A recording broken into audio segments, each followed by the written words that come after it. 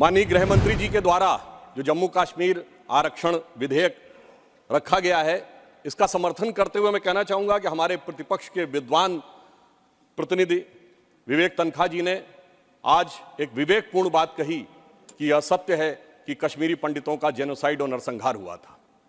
परंतु यह कहते हुए मुझे कष्ट भी होता है कि एक दौर था जब उस नरसंहार के आरोपी और समर्थक दिल्ली में आते थे तो रेड कार्पेट वेलकम के साथ आते थे, जलवाए जलाल से दिल्ली की सरजमी पर जलवा अफरोज होते थे। और सभापति महोदय आज भी वो आते हैं, मगर ईडी के सम्मन पे आते हैं, एनआईए की पेशी में आते हैं। ये अंतर आया है हमारी सरकार और उस सरकार के दौर में।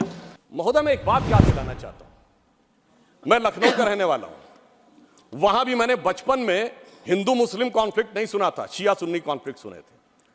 इनकी सरकार के समय में शियाओं का जुलूस, मदे साहबा का जुलूस रोक दिया गया था।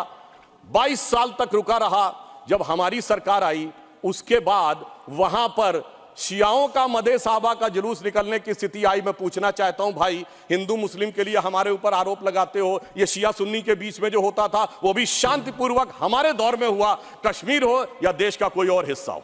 बहुत बताया जाता है कि जम्मू कश्मीर सूफी का बहुत बड़ा सेंटर था। मैं पूछना चाहता हूं कि विगत 30 वर्षों से सूफीज्म के 4 बड़े सिलसिले हैं, नक्शबंदी, सोहरावर्दी, चिश्ती और कादरी। एक का भी कोई मरकज बचा हो तो बता दीजिए। बहुत से लोग विवादित ढांचा गिरने की बात करते हैं, मगर इस हिंदुस्तान में कश्मीर में एक चरारे शरीफ की मजार थी जो सैकड़ों साल पुरानी थी, उसे जला के ध्वस्त कर दिया गया और जलाने वाला कश्मीर भाग गया। उसके बारे में कोई नहीं बोलता। सेकुलरिज्म का सूरमा उत्तर से दक्षिण तक चुप बने रहते हैं। हमारे दिल में उसके लिए भी दर्द है। और मैं ये भी याद दिलाना चाहता हूं कि मुस्लिम समाज के लिए सबसे मुकद्दस मस्जिद हजरत बल पे नवंबर 1993 में आतंकवादियों ने कब्जा कर लिया था। ये वो भी दौर था, मगर इसके बावजूद किसी को उस दौर में खराबी नजर नहीं आती थी। आज जब सब कुछ शांतिपूर्ण और सही ढंग से चल रहा है तब यह समस्याएं नजर आती हैं। जिस समय आतंकवाद शुरू हुआ था, जस्टिस नीलकंठ गंजू की हत्या उस समय हुई जब श्री राजीव गांधी जी के नेतृत्व में भारत के इतिहास की सबसे मजबूत सरकार थी। वो तो लोगों को याद होगा। मुझे याद है मान्यवर, बचपन में बहुत से लोगों को नहीं याद होगा, वर्ल्ड कप 1983 का जीतने के बाद इंडिया का पहला वनडे इंटरनेशनल कहां हुआ था? 13 अक्टूबर 1983 को श्रीनगर में, भारत और वेस्ट इंडीज के बीच में। और वहां पर भारतीय टीम के खिलाफ नारे, चलिए वो तो अलग है, पाकिस्तान जिंदाबाद के नारे, भारतीय टीम के लोगों के ऊपर चीजें फेंकी गई, पिच खोद दी गई। उस समय तो सर्वकालीन शक्तिशाली प्रधानमंत्री जिन्हें विपक्ष मानता है, श्रीमती इंदिरा गांधी जी का शासन था। परंतु उसके बाद ऐसा दौर भी आया कि वो सब लोग आरोप से छूट गए। कल माननीय गृह मंत्री जी ने जब लोकसभा में कहा था, कुछ गलतियों के बारे में कहा था, तो वहां पर नेता प्रतिपक्ष ने कहा था कि साहब गलतियां अगर हैं तो इस बारे में चर्चा कर ली जाए। तो मैं सिर्फ ये बताना चाहता हूं कि अगर गलतियों की बात होगी तो बहुत सी ऐसी गलतियां हैं जिन्हें विशेष रूप से ध्यान रखने की आज आवश्यकता है। मैं सिर्फ 1-2-3 तथ्य लोगों के सामने रखना चाहता हूं। जब स्वतंत्रता के उपरांत रियासतों के विलय का महकमा सरदार पटेल के पास था तो केवल कश्मीर नेहरू जी ने अपने पास क्यों रखा था?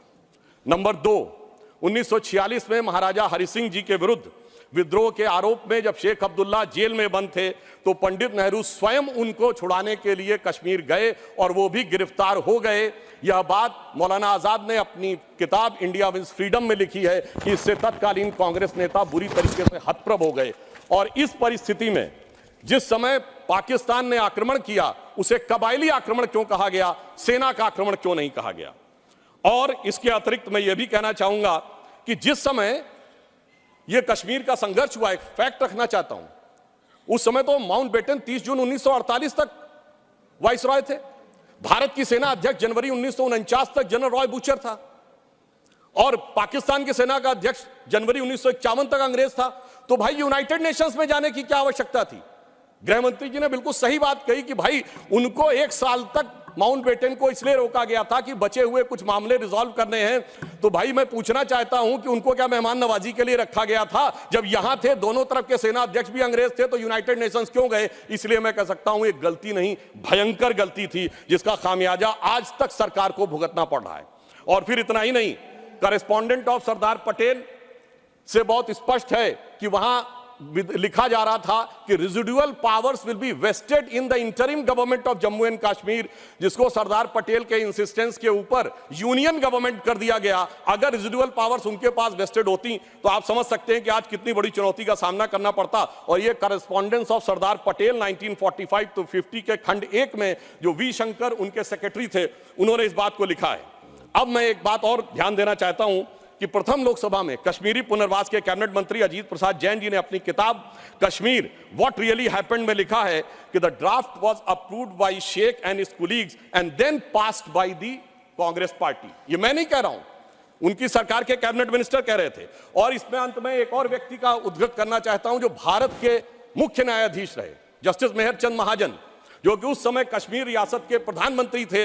उन्होंने आकर कहा कि 24 अक्टूबर 1947 को वो पत्र लेकर आ गए थे, परंतु उसके बावजूद 2 दिन तक सिर्फ इसलिए मामला अटका रहा। ये मैं नहीं कह रहा हूं, जस्टिस महाजन ने अपनी किताब लुकिंग बैक में लिखा है, क्योंकि नेहरू जी की यह शर्त थी कि शेख अब्दुल्ला का पहले स्थान तय हो जाए नई सत्ता में, इसके उपरांत ही कश्मीर के विलय का प्रस्ताव होगा। वो सारी बातें आपको पता होगी कि जब समय उन्होंने कहा था कि हम जाकर कराची चले जाएंगे यदि हिंदुओं की रक्षा की गारंटी श्रीनगर में फंसे हुए लोगों की ली जाए। इसलिए मैं कहना चाहता हूं, इसके लिए एक दिन नहीं, एक सत्र भी कमजोर पड़ जाएगा।